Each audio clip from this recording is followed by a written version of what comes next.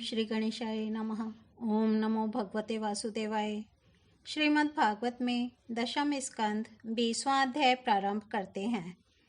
वर्षा और शरद ऋतु का वर्णन। श्री सुखदेव जी कहते हैं, परीक्षित, ग्वाल बालों ने घर पहुंचकर अपनी माँ, बहन आदि स्त्रियों से श्री कृष्ण और बलराम ने जो कुछ अद्भुत कर्म किए थे, दावानल से उनको बचाना, प्रलंब को मारना इत्यादि सबका वर्णन किया।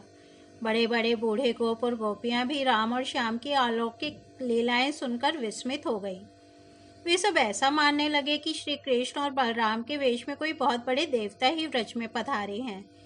इसके बाद वर्षा ऋतु का शुभागमन हुआ। इस ऋतु में सभी प्रकार के प्राणियों की बढ़ती हो जाती है। उस समय सूर्य और चंद्रमा पर बार बार प्रकाश में मंडल बैठने लगे। बादल, वायु, चमक, कड़क आदि से आकाश शुद्ध सा दिखने लगा। आकाश में नीले और घने बादल घिर आते, बिजली कौंधने लगती, बार बार गड़गड़ाहट सुनाई पड़ती। सूर्य, चंद्रमा और तारे ढके रहते। इससे आकाश की ऐसी शोभा होती जिसे ब्रह्म स्वरूप होने पर भी गुणों से ढक जाने पर जीव की होती है। सूर्य ने राजा की तरह पृथ्वी रूप प्रजा से 8 महीने तक जल का कर ग्रहण किया था। अब समय आने पर वे अपनी किरण करों से फिर उसे बांटने लगे। जैसे दयालु पुरुष जब देखते हैं कि प्रजा बहुत पीड़ित हो रही है, तब वे दया परवश होकर अपने जीवन प्राण तक निछावर कर देते हैं। वैसे ही बिजली की चमक से शोभायमान घनघोर बादल तेज हवा की प्रेरणा से प्राणियों के कल्याण के लिए अपने जीवन स्वरूप जल को बरसाने लगे। जेठ, आषाढ़ की गर्मी से पृथ्वी सूख गई थी। अब वर्षा के जल से सिंचकर वह फिर हरी भरी हो गई। जैसे सकाम भाव से तपस्या करते समय पहले तो शरीर दुर्बल हो जाता है, परंतु जब उसका फल मिलता है तब हृष्ट पुष्ट हो जाता है। वर्षा के सायंकाल में बादलों से घना अंधेरा छा जाने पर ग्रह और तारों का प्रकाश तो नहीं दिखलाई पड़ता, परंतु जुगनू चमकने लगते हैं। जैसे कलयुग में पाप की प्रबलता हो जाने से पाखंड मतों का प्रचार हो जाता है और वैदिक संप्रदाय लुप्त हो जाते हैं। जो मेंढक पहले चुपचाप सो रहे थे, अब वे बादलों की गरज सुनकर टर टर करने लगे। जैसे नित्य नियम से निवृत्त होने पर गुरु के आदेशानुसार ब्रह्मचारी लोग वेद पाठ करने लगते हैं। छोटी छोटी नदियाँ जो जेठ आषाढ़ में बिल्कुल सूखने को आ गई थीं, वे अब उमड़ घुमड़ कर अपने घेरे से बाहर बहने लगी। जैसे अजितेंद्रिय पुरुष के शरीर और धन संपत्तियों का कुमार्ग में उपयोग होने लगता है। पृथ्वी पर कहीं कहीं हरी हरी घास की हरियाली थी, तो कहीं कहीं बीर बहुटियों की लालिमा और कहीं कहीं बरसाती छत्तों, सफ़ेद कुकुर मुत्तों के कारण वह सफ़ेद मालूम देती थी। इस प्रकार उसकी ऐसी शोभा हो रही थी मानो किसी राजा की रंग बिरंगी सेना हो। सब खेत अनाजों से भरे पूरे लहलहा रहे थे। उन्हें देखकर किसान तो मारे आनंद के फूले न समाते थे, परंतु सब कुछ प्रारब्ध के अधीन है। यह बात न जानने वाले धनियों के चित्त में बड़ी जलन हो रही थी कि अब हम इन्हें अपने पंजे में कैसे रख सकेंगे। नए बरसाती जल के सेवन से सभी जलचर और थलचर प्राणियों की सुंदरता बढ़ गई थी। जैसे भगवान की सेवा करने से बाहर और भीतर के दोनों ही रूप सुघड़ हो जाते हैं। वर्षा ऋतु में हवा के झोंकों से समुद्र एक तो यूं ही उत्ताल तरंगों से युक्त हो रहा था, अब नदियों के संयोग से वह और भी शुद्ध हो उठा। ठीक वैसे ही जैसे वासना युक्त योगी का चित्त विषयों का संपर्क होने पर कामनाओं के उभार से भर जाता है। मूसलधार वर्षा की चोट खाते रहने पर भी पर्वतों को कोई व्यथा नहीं होती थी। जैसे दुखों की भरमार होने पर भी उन पुरुषों को किसी प्रकार की व्यथा नहीं होती जिन्होंने अपना चित्त भगवान को ही समर्पित कर रखा है। जो मार्ग कभी साफ नहीं किए जाते थे, वे घास से ढक गए और उनको पहचानना कठिन हो गया। जैसे जब द्विजाति वेदों का अभ्यास नहीं करते, तब कालक्रम से वे उन्हें भूल जाते हैं। यद्यपि बादल बड़े लोकोपकारी हैं, फिर भी बिजलियां उनमें स्थिर नहीं रहती। ठीक वैसे ही जैसे चपल अनुराग वाली कामिनी स्त्रियां गुणी पुरुषों के पास भी स्थिर भाव से नहीं रहती। आकाश मेघों के गर्जन तर्जन से भर रहा था। उसमें निर्गुण बिना डोरी के इंद्रधनुष की वैसी ही शोभा हुई जैसे सत्व रज आदि गुणों के शोभ से होने वाले विश्व के बखेड़े में निर्गुण ब्रह्म की। यद्यपि चंद्रमा की उज्ज्वल चांदनी से बादलों का पता चलता था, फिर भी उन बादलों ने ही चंद्रमा को ढककर शोभाहीन भी बना दिया था। ठीक वैसे ही जैसे पुरुष के आभास से आभासित होने वाला अहंकार ही उसे ढककर प्रकाशित नहीं होने देता। बादलों के शुभागमन से मोरों का रोम रोम खिल रहा था। वे अपनी कुहक और नृत्य के द्वारा आनंदोत्सव मना रहे थे। ठीक वैसे ही जैसे गृहस्थी के जंजाल में फंसे हुए लोग, जो अधिकतर तीनों तापों से जलते और घबराते रहते हैं, भगवान के भक्तों के शुभागमन से आनंद मग्न हो जाते हैं। जो वृक्ष जेठ आषाढ़ में सूख गए थे, वे अब अपनी जड़ों से जल पीकर पत्ते, फूल तथा डालियों से खूब सज धज गए। जैसे सकाम भाव से तपस्या करने वाले पहले तो दुर्बल हो जाते हैं, परंतु कामना पूरी होने पर मोटे तगड़े हो जाते हैं। परीक्षित तालाबों के तट कांटे, कीचड़ और जल के बहाव के कारण प्रायः अशांत ही रहते थे, परंतु सारस एक क्षण के लिए भी उन्हें नहीं छोड़ते थे। जैसे अशुद्ध हृदय वाले विषयी पुरुष काम धंधों की झंझट से कभी छुटकारा नहीं पाते, फिर भी घरों में ही पड़े रहते हैं। वर्षा ऋतु में इंद्र की प्रेरणा से मूसलधार वर्षा होती है। इससे नदियों के बांध और खेतों की मेड़ें टूट फूट जाती हैं। जैसे कलयुग में पाखंडियों के तरह तरह के मिथ्या मतवादों से वैदिक मार्ग की मर्यादा ढीली पड़ जाती है। वायु की प्रेरणा से घने बादल प्राणियों के लिए अमृतमय जल की वर्षा करने लगते हैं। जैसे ब्राह्मणों की प्रेरणा से धनी लोग समय समय पर दान के द्वारा प्रजा की अभिलाषाएं पूर्ण करते हैं। वर्षा ऋतु में वृंदावन इसी प्रकार शोभायमान और पके हुए खजूर तथा जामुनों से भर रहा था। उसी वन में विहार करने के लिए श्याम और बलराम ने ग्वाल बाल और गौओं के साथ प्रवेश किया। गौएं अपने थनों के भारी भार के कारण बहुत ही धीरे धीरे चल रही थी।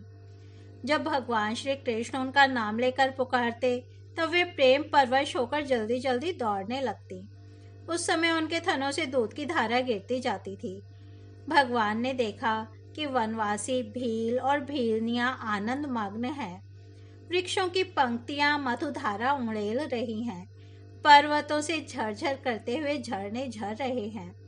उनकी आवाज बड़ी सुरीली जान पड़ती है और साथ ही वर्षा होने पर छिपने के लिए बहुत सी गुफाएं भी हैं।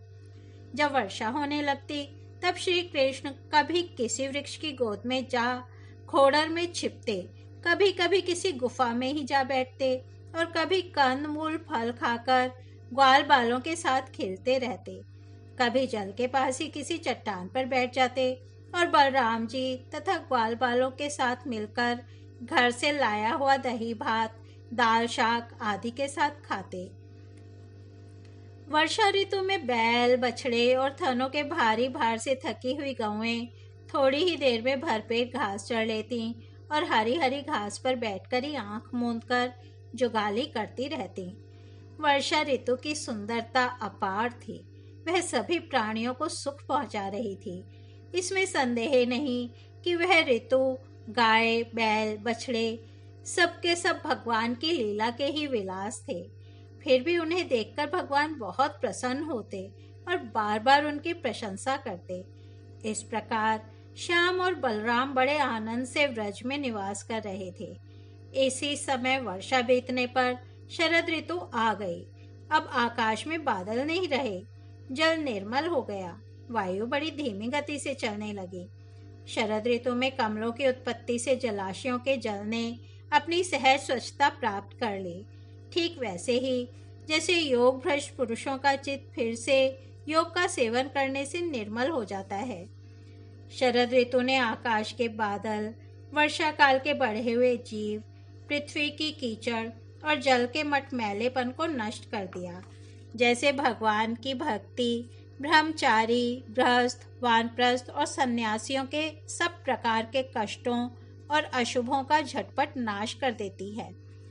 बादल अपने सर्वस्व जल का दान करके उज्ज्वल कांति से सुशोभित होने लगे। ठीक वैसे ही जैसे लोक परलोक, स्त्री पुत्र और धन संपत्ति संबंधी चिंता और कामनाओं का परित्याग कर देने पर संसार के बंधन से छूटे हुए परम शांत सन्यासी शोभायमान होते हैं।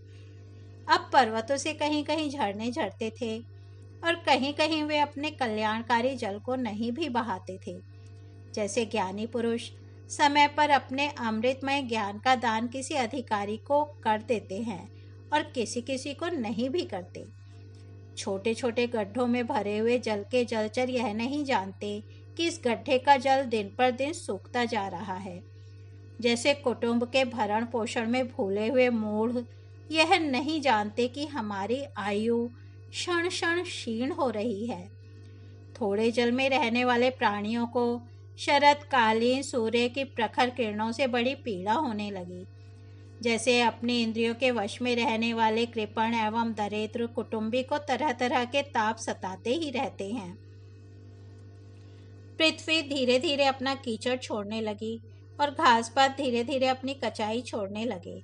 ठीक वैसे ही जैसे विवेक संपन्न साधक धीरे धीरे शरीर आदि अनात्म पदार्थों में से यह मैं हूँ और यह मेरा है, यह अहंता और ममता छोड़ देते हैं। शरद ऋतु में समुद्र का जल स्थिर, गंभीर और शांत हो गया। जैसे मन के निसंकल्प हो जाने पर आत्माराम पुरुष कर्म कांड का झमेला छोड़कर शांत हो जाता है। किसान खेतों की मेड़ मजबूत करके जल का बहना रोकने लगे। जैसे योगी जन अपनी इंद्रियों को विषयों की ओर जाने से रोककर प्रत्याहार करके उनके द्वारा क्षीण होते हुए ज्ञान की रक्षा करते हैं।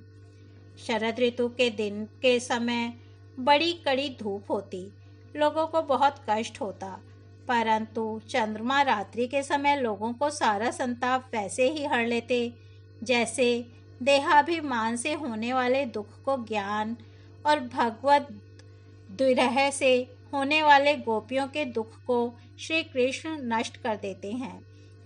जैसे वेदों के अर्थ को स्पष्ट रूप से जानने वाला सत्वगुणी चित्त अत्यंत शोभायमान होता है, वैसे ही शरद ऋतु में रात के समय मेघों से रहित निर्मल आकाश तारों की ज्योति से जगमगाने लगा। परीक्षित, जैसे पृथ्वी तल में यदुवंशियों के बीच यदुपति भगवान श्री कृष्ण की शोभा होती है, वैसे ही आकाश में तारों के बीच पूर्ण चंद्रमा सुशोभित होने लगा। फूलों से लदे हुए वृक्ष और लताओं में होकर बड़ी ही सुंदर वायु बहती। वह ना अधिक ठंडी होती ना अधिक गर्म। उस वायु के स्पर्श से सब लोगों की जलन तो मिट जाती, परंतु गोपियों की जलन और भी बढ़ जाती, क्योंकि उनका चित्त उनके हाथ में नहीं था। श्री कृष्ण ने उसे चुरा लिया था। शरद ऋतु में गौएं, हरनियाँ, चिड़ियाँ और नारियाँ ऋतुमती संतानोत्पत्ति की कामना से युक्त हो गईं तथा सांड, हरिण, पक्षी और पुरुष उनका अनुसरण करने लगे। ठीक वैसे ही जैसे समर्थ पुरुष के द्वारा की हुई क्रियाओं का अनुसरण उनके फल करते हैं। परीक्षित, जैसे राजा के शुभागमन से डाकू चोरों के सिवा और सब लोग निर्भय हो जाते हैं, वैसे ही सूर्योदय के कारण कुमुदिनी, कोई या कोई के अतिरिक्त और सभी प्रकार के कमल खिल गए। उस समय बड़े बड़े शहरों और गांवों में नवान्न प्राशन और इंद्र संबंधी उत्सव होने लगे।